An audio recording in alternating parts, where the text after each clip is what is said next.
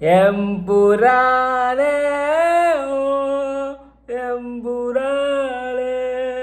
Hello guys, അങ്ങനെ നമ്മൾ ഏറെ കാത്തിരുന്ന എമ്പുരാൻ തിയേറ്ററുകളിലേക്ക് എത്തിയിരിക്കുകയാണ്. എമ്പുരാൻ പൃഥ്വിരാജിന്റെ മാസ്റ്റർ ക്ലാസ് ഐറ്റം എമ്പുരാൻ തിയേറ്ററിൽ എത്തിയിരിക്കുകയാണ്. അങ്ങനെ ഫസ്റ്റ് ഡേ ഫസ്റ്റ് ഷോ പോയി കണ്ടിട്ട് വന്നിരിക്കുകയാണ്. അലച്ച് കൂകി തൊണ്ടയുടെ പരിപ്പിളകി. കാരണം നമ്മുടെ ലാലേട്ടൻ സ്ക്രീനിൽ വരുമ്പോഴത്തേക്ക് നമ്മൾ എണീറ്റ് നിന്ന് അലച്ച് കൂയി തിയേറ്റർ ഇളകി മറിയും. അതുപോലത്തെ ഒരു ലെവല് സാധനമാണ് പൃഥ്വിരാജേട്ടൻ ഷൂട്ട് ചെയ്ത് വെച്ചിരിക്കുന്നത്. പൊതുവെ നമ്മൾ സിനിമ കാണാൻ പോകുമ്പോൾ നമുക്ക് ഒരു മെയിൻ ക്യാരക്ടറാണ് ഉള്ളത്. ആക്ച്വലി ഇത് ഒരു മെയിൻ ക്യാരക്ടറിന് രണ്ട് പേരാണ്. ഒന്ന് അബ്രാൻ ഖുറേഷി, ഒന്ന് സ്റ്റീഫൻ നെടുമ്പള്ളി. രണ്ട് റോളും ആ ട്രാൻസ്ഫോർമേഷനും ലാലേട്ടൻ വേറെ ലെവലായിട്ട് ചെയ്തിട്ടുണ്ട്. അത് എടുത്തു പറയേണ്ട ഒരു സംഭവമാണ്. കാരണം ലാലേട്ടൻ്റെ ആദ്യ ആ മൂവിയിൽ കാണിക്കുന്നത് അബ്രാൻ ഖുറേഷി ആയിട്ടാണ്. അബ്രാൻ ഖുറേഷിയുടെ ആ ഒരു എൻട്രി സാധനമൊക്കെ ഉണ്ട്.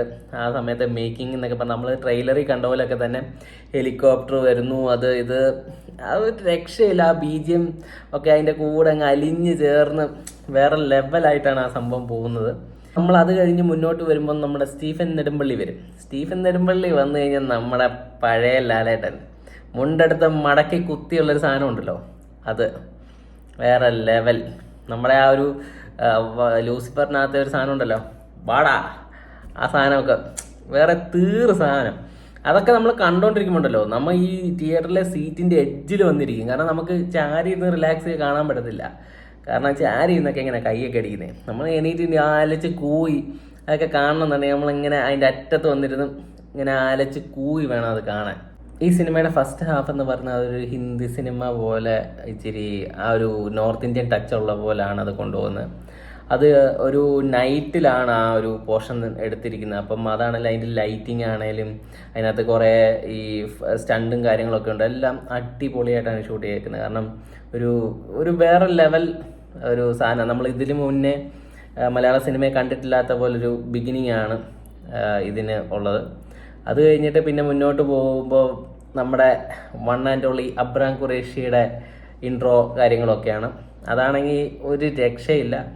ഈ പറഞ്ഞ പോലെ ഹെലികോപ്റ്ററിലെല്ലാം കൊണ്ടുവന്ന് വെടി വെച്ച് കാറുകൾ പൊട്ടിത്തെറിക്കുന്നുള്ളൂ, മാറിയുന്നു, ഇത് ചെയ്യുന്നു, തീയെത്തുന്നു, എല്ലാം വേറെ ലെവൽ.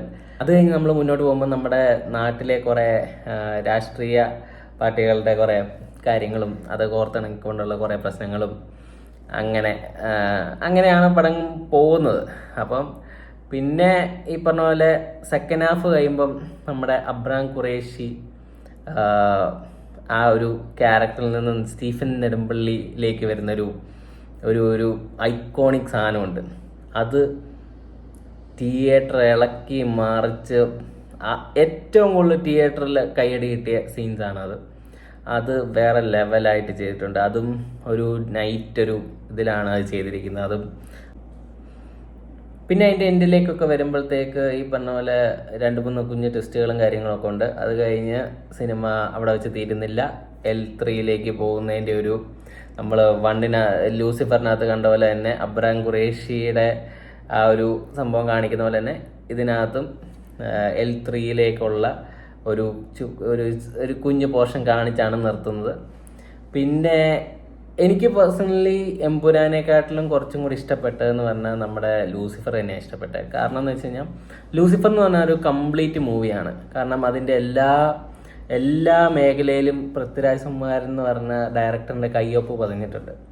എമ്പുരാൻ എന്ന് പറഞ്ഞ മൂവി വന്നപ്പോൾ ഈ പറഞ്ഞ പോലെ എനിക്കതിൽ തോന്നിയെന്ന് വെച്ച് കഴിഞ്ഞാൽ എല്ലാ മേക്കിംഗ് അടിപൊളിയാണ്, ഡയറക്ഷൻ അടിപൊളിയാണ്, എഡിറ്റിംഗ് അടിപൊളിയാണ്, മ്യൂസിക് അടിപൊളിയാണ്, ക്യാമറ എല്ലാം അടിപൊളിയാണ്. എനിക്ക് ആകെ ഒരു അപാകത തോന്നിയെന്ന് പറഞ്ഞാൽ അതിൻ്റെ സ്ക്രിപ്റ്റിൻ്റെ ഭാഗത്താണ്.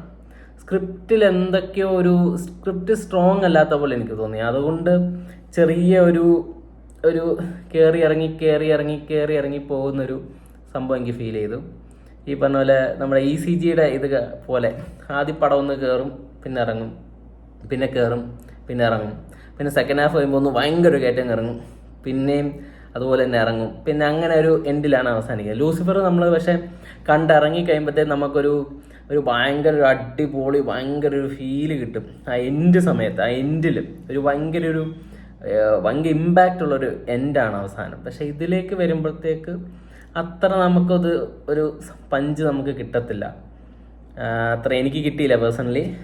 പക്ഷെ എനിവേ അത് നല്ലൊരു ഇതായിട്ട് വരട്ടെ. L3 അടിപൊളിയാവട്ടെ. ഇത് എമ്പുരാൻ മോശമാണെന്നല്ല കേട്ടോ ഞാൻ പറയുന്നത്.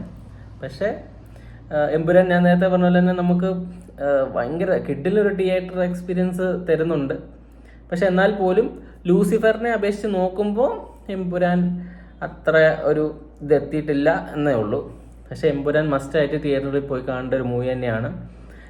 എന്തായാലും ഞാൻ കൂടുതൽ പറഞ്ഞാൽ അത് സ്പോയിലർ ആയി പോകും. ഇത് തന്നെ ഒരു പരിധി വരെ ഏറ്റവും സിനിമ കണ്ടവർക്കറിയാം.